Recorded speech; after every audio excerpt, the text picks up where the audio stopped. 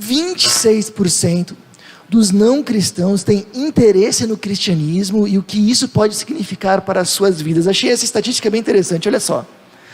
Das pessoas que abertamente se declaram como não cristãos, seja porque têm outras crenças ou porque são ateus, 1 a cada 4 está interessada em aprender um pouco mais do cristianismo e o que isso tem a ver com a sua vida. 1 em cada 4. Não está fechada, está aberta para isso. 79% das pessoas sem igreja concordaram com a frase: não me importo de falar com um amigo sobre sua fé, se ele realmente a valoriza. Quase 80% de pessoas que não têm igreja, não vão em igreja nenhuma, têm interesse em ouvir um pouco mais sobre a fé. Olha só, isso nos mostra que as pessoas, de forma em geral, elas podem às vezes não gostar muito de igreja, né, mas elas têm sim um interesse de alguma forma em viver com Deus. Mas essa é uma pesquisa de 2019, antes da pandemia. Como é que será que isso se comportou durante a pandemia? O que a gente percebe é que todas as estatísticas que foram feitas, os levantamentos durante a pandemia, mostram que esse interesse na fé e na espiritualidade, ele aumentou. Olha só, por exemplo, o que esse canal de jornalismo chamado CMTV colocou numa reportagem. A pandemia da Covid-19 veio despertar o interesse pelo lado mais transcendente da vida, levando muitas pessoas a aproximarem-se da espiritualidade. A pandemia aumentou esse interesse. E olha só esse dado aqui que interessante. A análise das pesquisas diárias no Google em 95 países mostrou que a crise da Covid-19 aumentou as buscas por oração para o nível mais alto já registrado até hoje. Nunca na história do Google pessoas pesquisaram tanto sobre oração quanto durante a pandemia. Então, o cenário que a gente tem é esse aqui, dá uma olhadinha, olha só. Nós temos pessoas que de forma geral têm interesse em espiritualidade, em viver com Deus de alguma forma.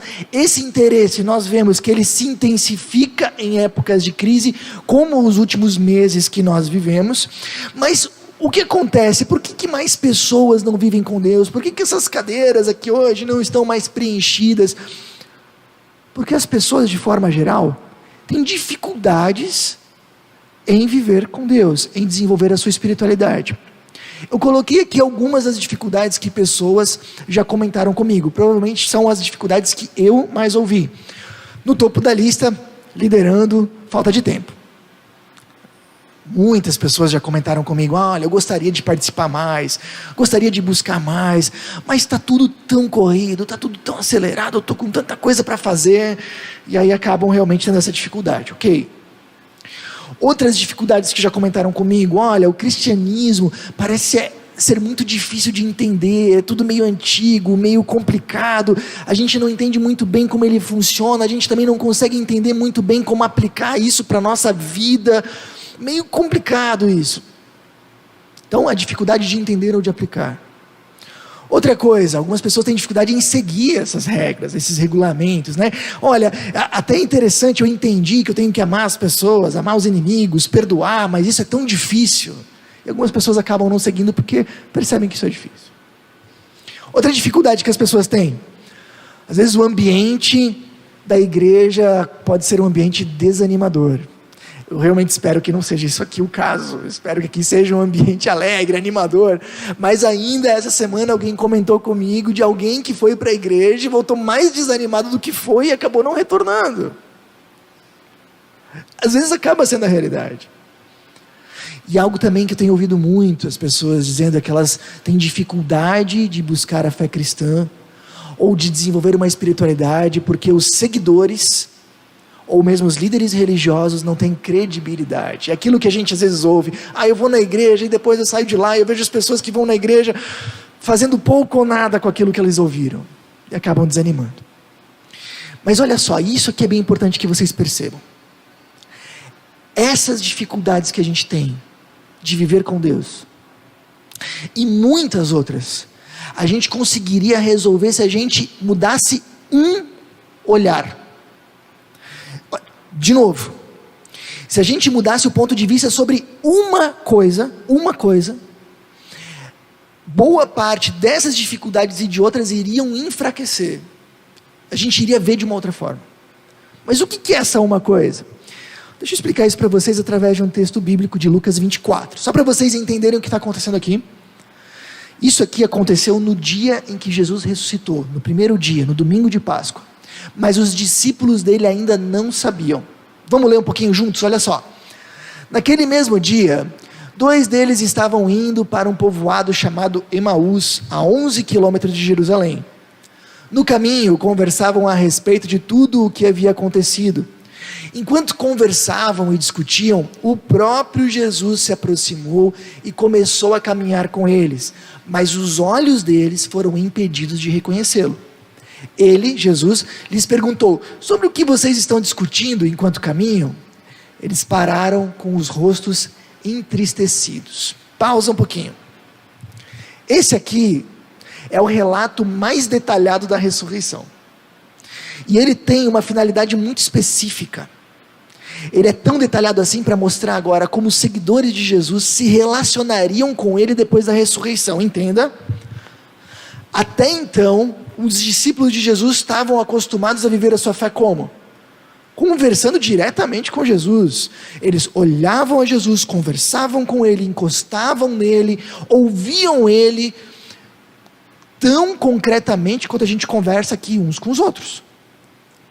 Mas agora Jesus ressuscitou e daqui a pouco ele subiria ao céu. O que vai mudar? Como eles vão continuar desenvolvendo esse relacionamento? E olha só, o que o texto aqui está dizendo é algo muito importante. A vida cristã, ela vai continuar sendo uma relação direta com Jesus. Jesus se aproxima deles, caminha junto com eles, conversa com eles. Qual é a diferença? O texto falou, eles não conseguem perceber ele mais com os seus olhos. Cristianismo sempre foi e sempre será, em primeiro lugar, um relacionamento. Antes de ser uma doutrina, antes de ser aprender princípios, antes de ser passar por rituais, antes de ser frequentar encontros, embora tudo isso seja bom, cristianismo é um relacionamento com o próprio Jesus. O que esse texto está dizendo?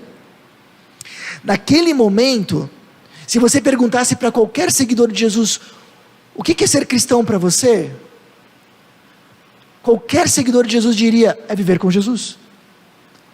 Como é que começou a sua caminhada cristã? Eu estava no meu trabalho, no meu dia a dia, de repente Jesus apareceu para mim, e ele falou uma coisa, vem e me segue. Naquele momento eles não precisavam entender nada, não precisavam fazer nada, eles só precisavam seguir a Jesus, viver com Ele, conviver com Ele, convivendo com Ele, eles aprenderiam coisas, eles praticariam coisas, eles viveriam coisas. Entendemos? E o que o texto está dizendo é que após a ressurreição continua do mesmo jeito. O cristianismo é, em primeiro lugar, nós vivermos com Jesus. Antes de ser uma religião, ele é um relacionamento. Se a gente vê isso dessa forma, todas essas dificuldades mudam de perspectiva. Por exemplo, a falta de tempo. Eu queria, mas eu não tenho tempo. Se você vê o cristianismo como um relacionamento, uma amizade profunda com o próprio Jesus, e essa amizade se torna cada vez mais significativa na sua vida, você vai ver que a questão de tempo se torna relativa. Deixa eu dar um exemplo para você. Imagina um relacionamento bem significativo da tua vida. Quem é pai e mãe, talvez pode pensar nos filhos. Quem é casado, talvez pensa no cônjuge. Quem não é, pensa nos seus pais ou pensa em algum amigo muito próximo. Você conseguiria se imaginar dizendo assim, eu amo meu filho, mas faz 1 mês que eu não falo com ele. Por quê? Porque eu não tenho tempo. Você consegue se imaginar? Eu não consigo. Eu diria assim, olha, eu não tenho tempo, mas eu amo tanto meu filho, que eu sempre vou dar um jeito de estar com ele. Não é isso? Eu amo tanto a minha esposa e meu marido que eu vou dar um jeito de estar com ele. Se a gente descobre o cristianismo como um relacionamento que transforma a nossa vida, que muda a maneira como a gente vive, como a gente olha a realidade, quanto mais significativo for esse relacionamento, mais ele vai subir na nossa cadeia de prioridades e você vai ver, não vai faltar tempo. Outra dificuldade, o cristianismo é muito difícil de entender ou mesmo de praticar. Como todo relacionamento, tem coisas que se a gente fizer, o relacionamento se fortalece, e tem coisas que se a gente fizer, o relacionamento se enfraquece ou até mesmo quebra. Tem coisas, por exemplo, na vida de casado, que se a gente faz, o relacionamento se fortalece, a gente sabe que a gente tem que tirar um tempo juntos, de vez em quando tirar um tempo para jantar, quem sabe levar umas flores, um chocolatinho, não faz mal para ninguém, algo do tipo. O que vai acontecer? O relacionamento se fortalece. Agora é claro, infidelidade, grosseria, falta de tempo juntos, coisas que a gente conversou na primeira série presencial, lembra? Isso vai fazer com que o relacionamento se enfraqueça e até quebre. Com Jesus não é diferente. Se a gente está vendo agora a nossa fé como um relacionamento, eu preciso aprender a viver com Ele. Existem coisas que podem fortalecer, enfraquecer ou destruir esse relacionamento. E eu quero aprender. Sabe por quê? Porque eu não quero perder esse relacionamento. Eu quero aprender o que faz o meu casamento se fortalecer, porque eu quero esse casamento cada vez melhor, ele é importante para mim.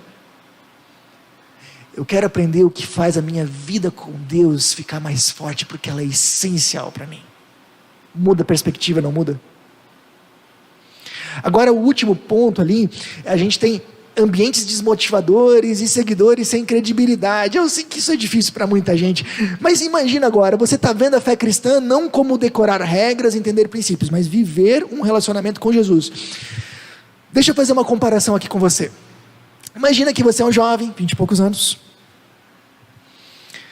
e você, depois de algumas desilusões amorosas, você encontrou aquela pessoa que fez o seu olho brilhar. Uau! Ela é querida, amorosa, simpática, generosa, bondosa com você, melhor ainda, ela te ama, e você também, claro, ama essa pessoa. Imaginou isso? Tá tudo certo? Aquele conto de fadas, que a gente sabe que na verdade não é tão real assim, mas imagina comigo, tá bom? Embarca nessa comigo. Um final de semana, final de ano, você vai conhecer a família, e você descobriu que a família é bem complicada.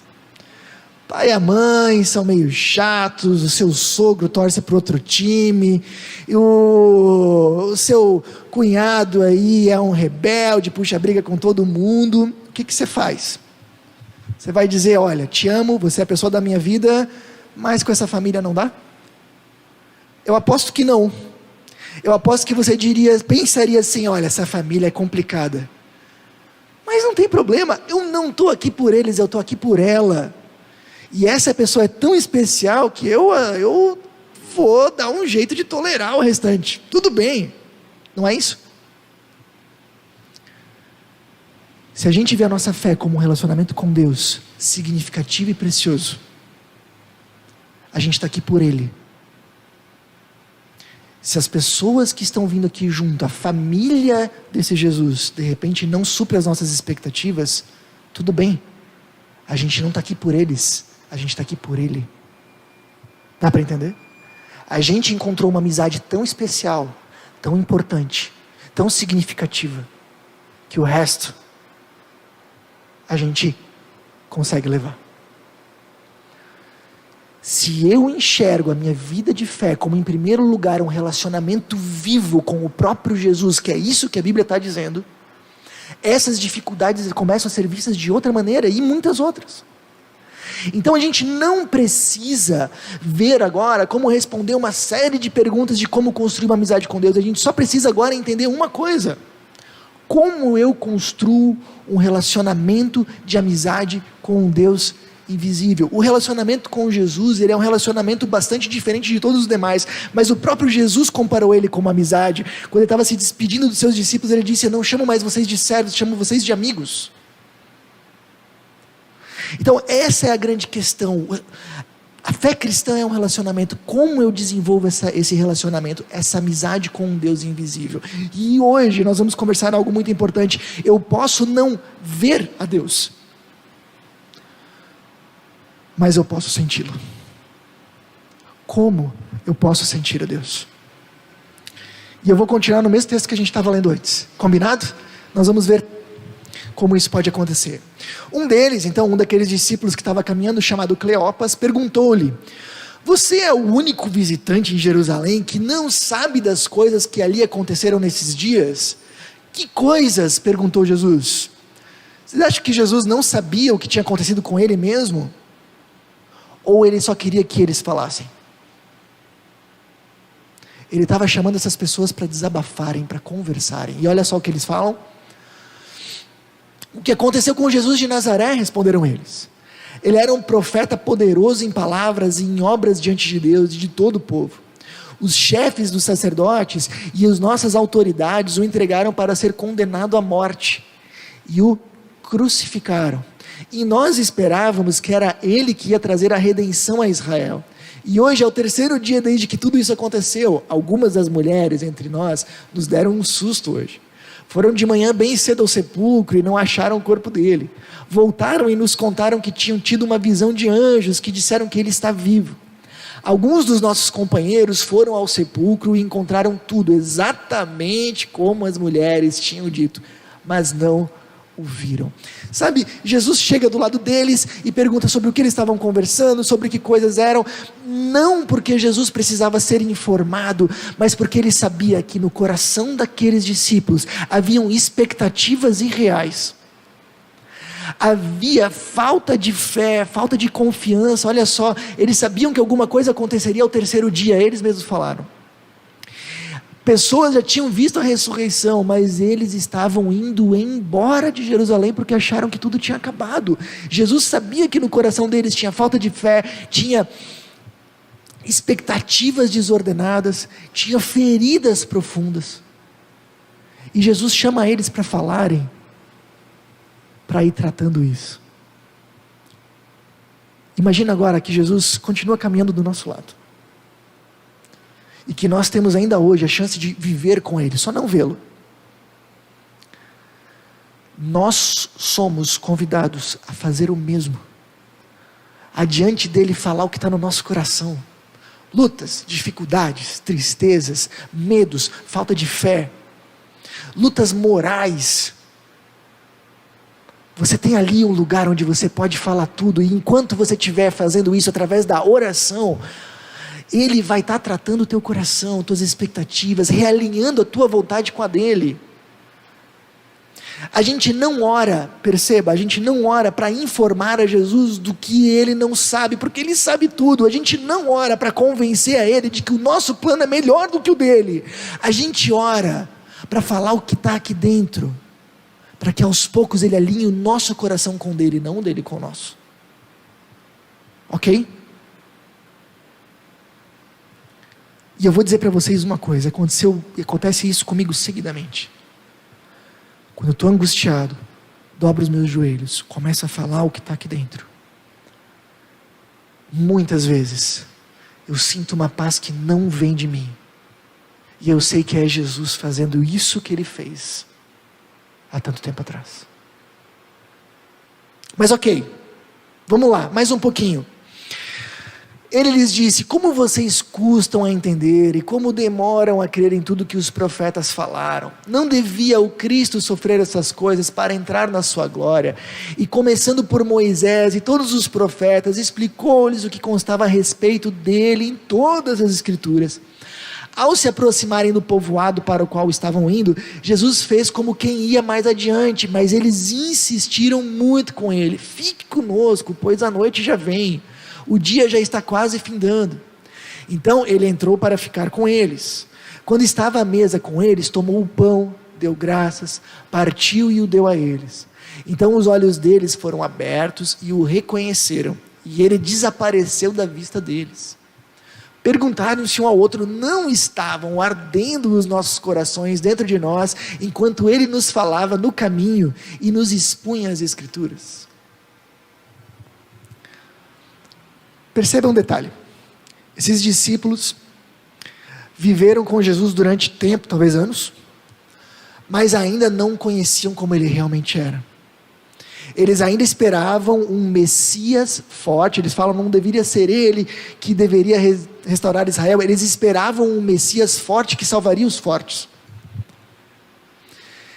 E Jesus agora começa a explicar quem ele era, o Messias que se faz sofredor para salvar a todos. Mas o que é interessante aqui é que seria muito mais fácil e prático, vocês concordariam comigo, que Jesus simplesmente dissesse para eles: olha, sou eu, estou aqui, estou vivo. Isso prova tudo. Mas Jesus faz questão de gastar horas mostrando para ele quem ele era a partir das Escrituras, da Bíblia. Ele ensina os discípulos a conhecerem ele através da Bíblia. Logo depois, eles reconhecem em Jesus quando ele está partindo o pão, a coisa mais do cotidiano possível, gente, partir o pão. Aqui tem um princípio fundamental, por favor, presta atenção aqui. A Bíblia nos ensina a conhecer a Jesus pela Bíblia, para que a gente possa reconhecê-lo no nosso dia a dia. Imagina aqui comigo 2 cenários. Imagina que no final aqui do culto, eu pedi para você pode fazer um favor para mim? Amanhã vai chegar um grande amigo meu aqui no aeroporto, eu não posso buscar ele. Você pode buscar ele no aeroporto para mim? Ah, mas como é que ele é? E aí eu descrevo ele mais ou menos para você, ele é assim, assado. E você vai concordar comigo que por mais que a minha descrição é boa, você vai ter um pouquinho de dificuldade. Às vezes está usando máscara, está com a barba um pouquinho diferente, de repente vai ser um pouco difícil de reconhecer. Ok. Agora imagina no segundo cenário, você vai amanhã no aeroporto buscar o seu grande amigo. Não o meu, o seu próprio grande amigo. Não vai ser muito mais fácil de reconhecer? Por quê? Porque você conhece. Ok? A Bíblia nos ensina que vai ser muito mais fácil nós reconhecermos a Jesus no nosso dia a dia, quando nós aprendermos a conhecer Ele através das Escrituras.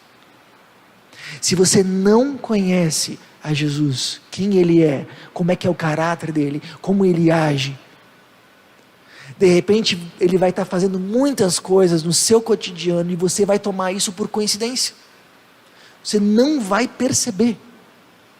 Mas quanto mais você conhecer quem Ele é, e a gente só consegue fazer isso pela Bíblia, mas você vai conseguir perceber Ele no teu dia a dia. Cara, isso aqui aconteceu, mas isso aqui não foi coincidência. Sabe qual é o resultado disso? O versículo falou, é um sentimento, difícil de descrever, mas a descrição que a Bíblia dá, é como se ardesse o coração. E eu acho essa descrição muito interessante. Quando você percebe Deus cuidando da sua vida, você conhece Ele e reconhece Ele no seu dia a dia, isso parece que arde o coração. Deus me ama, Deus está cuidando de mim, olha só. Bom, levantaram-se e voltaram imediatamente para Jerusalém, os discípulos. Ali encontraram os 11 e os que estavam com eles reunidos, que diziam: é verdade, o Senhor ressuscitou e apareceu a Simão. Então os 2 contaram o que tinha acontecido no caminho e como Jesus fora reconhecido por eles quando partiu o pão. Olha só, esse texto ele é muito interessante. O texto começou com 2 discípulos saindo de Jerusalém para Emaús, se afastando do grupo. Logo depois eles encontrarem com Jesus, o que eles fazem? Eles retornam para o grupo. Sabe por quê? Algo que a gente já comentou aqui em outros encontros, porque a caminhada cristã, ela não é uma caminhada solitária. Você parou para pensar aqui, eu sou uma pessoa bem prática, e talvez alguns de vocês também são pessoas bem práticas. Imagina que comigo que você está na pele de Jesus, não seria muito mais fácil, mais rápido você aparecer para todos os discípulos juntos? Não seria? Espera o pessoal estar reunido, aparece, todo mundo te vê, vamos adiante. Seria provavelmente isso que eu faria. Mas Jesus deliberadamente escolhe aparecer para um grupo, depois aparecer para outro grupo, depois aparecer para outro grupo, esperar com que esses grupos se conversem, para depois aparecer para todos. Por quê? Porque ele estava ensinando os seus discípulos que a sua fé seria fortalecida quando eles convivessem e compartilhassem suas experiências de vida. Sabe o que Jesus queria fomentar no coração dos seus seguidores? Que eles chegassem para um e outro e dissessem: cara, você não sabe o que aconteceu comigo essa semana. Estava dando isso no meu trabalho, e de repente tudo isso mudou, e aconteceu isso e aquilo, e eu tenho certeza que isso não foi coincidência, isso foi Deus. E aí de repente essa pessoa que ouviu fala assim: poxa cara, é isso, essa semana aconteceu uma coisa muito parecida comigo. Estava acontecendo isso e aquilo, e de repente mudou, e eu sei, isso era Deus fazendo algo no meu coração, algo na minha vida. A ideia de Deus era essa, que as pessoas se encontrassem, compartilhassem suas experiências de vida e de fé, para que elas se fortalecessem, e ali elas sentem a presença de Deus. Sabe qual é o problema? É que no nosso canto do mundo, nós vivemos numa cultura individualista.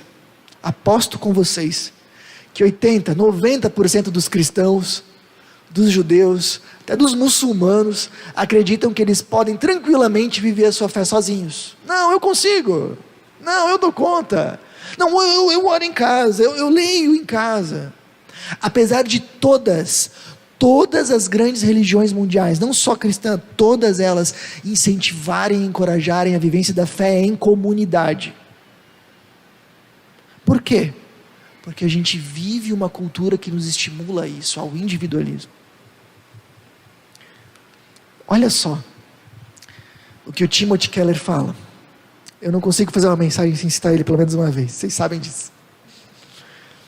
Timothy Keller é hoje uma das maiores referências de cristianismo no mundo. Por favor, para o que você está fazendo agora e conecta aqui. Nós caímos frequentemente em uma aridez espiritual, porque nós queremos vir como indivíduos, queremos dar o nosso pequeno jeito, queremos receber uma pregação, uma música, uma solução, ir para casa e talvez falar com 2 ou 3 amigos que nos sentirmos confortáveis. Não queremos assumir responsabilidade, fazer parte de um estudo bíblico regular, de um grupo de oração regular, de uma comunidade grande ou pequena. Nós estamos ocupados demais, nós somos reservados demais, nós não iremos longe com isso. Não dá para viver a fé cristã, sentir o calor da presença de Deus no nosso coração, sozinhos. Precisamos de comunidade, de pessoas que compartilham isso com a gente. Precisamos compartilhar nossas experiências de vida com outros e ouvir o que os outros têm a dizer. E quando isso acontece, a presença de Deus se torna extremamente viva no nosso coração. Então, se a gente quer sentir a presença de Jesus, a gente precisa 3 hábitos, pessoal, e não tem como escapar deles. A gente precisa aprender a falar com esse Jesus. A gente precisa aprender a conhecê-lo pela Bíblia, para a gente poder reconhecê-lo no nosso cotidiano. Nós precisamos aprender a conviver e compartilhar a nossa fé com outros cristãos. E com pessoas que também não são cristãs. Mas por que a gente vai fazer tudo isso, George? Você já parou para pensar o que Jesus teve que passar para poder caminhar com esses discípulos naquele momento? Antes de poder caminhar com eles, aquele foi o final da estrada. Antes disso, Jesus estava na sua glória, de acordo com a Bíblia, na glória da eternidade, e abriu mão dessa glória para nascer numa manjedoura, numa estrebaria. História é essa que a gente está lembrando nessa época do ano, no Natal. O Deus Todo-Poderoso abriu mão do céu para nascer numa manjedoura e numa estrebaria. E depois ele se submete a um ministério, onde durante 3 anos ele enfrenta vigorosamente a hostilidade de pessoas. Injustiçado, humilhado, até que finalmente ele é morto na pior morte possível. Mas a morte não segura ele. Ele ressuscita e agora ele pode viver com a gente. E através do que ele fez, se nós crermos nisso, ele pode nos levar para a glória junto com ele um dia. Pensa em tudo o que ele fez por você. Será que um amigo assim não vale a pena nós construirmos essa amizade? E de repente você está pensando, bom, Jorge, ele fez isso por mim mesmo. Será que ele não fez isso? Ele fez isso pela humanidade. Eu não sei se ele está preocupado comigo. Todos os comentaristas, quando leem esse texto de Lucas 24, fazem uma observação. Você já reparou que Jesus, quando ressuscita, ele deixa os 11 apóstolos esperando. Ele deixa os 11 apóstolos esperando para aparecer para esses 2 discípulos, que a gente mal sabe o nome. Sabe por quê? Porque Ele se importa com cada um de nós individualmente. E você pode sair daqui com uma certeza: mesmo que fosse só por você, Ele teria feito todo esse caminho. Mesmo se fosse só por você, Ele teria morrido na cruz. Porque Ele te ama mais do que você pode imaginar. E Ele quer viver junto contigo. Construa essa amizade. Sinta a presença dEle. Se você deseja isso, sentir a presença desse Deus, eu convido você a avaliar algumas coisas. Olha só, tenho visto minha vida de fé como um relacionamento com um Deus vivo, amoroso e majestoso? Você tem visto a sua vida de fé nessa perspectiva? Ponto 2, oração, conhecimento da Bíblia, convivo com outros cristãos. Qual área eu preciso investir mais? Como farei isso? E a partir de quando? Se a gente só diz assim, não, eu quero fazer mais, mas a gente não decide a partir de quando e como, daqui a pouco a gente só vai empurrando com a barriga. O que você precisa fazer? Como vai fazer e a partir de quando? Gostaria de convidar você a tomar 3 decisões interligadas. Cultivar uma amizade com Deus no seu dia a dia. Segunda decisão, decida fazer dessa amizade a sua prioridade de vida. E pessoal, isso é uma das coisas que a gente mais precisa fazer no dia de hoje. Decida fazer da amizade com Deus o seu número 1 de prioridade. E faça com que sua agenda também se alinhe com isso. Terceira decisão, decida compartilhar o que Deus tem feito na sua vida com as pessoas ao seu redor. Não só receber, decida compartilhar. Sejam pessoas cristãs ou não, decida compartilhar.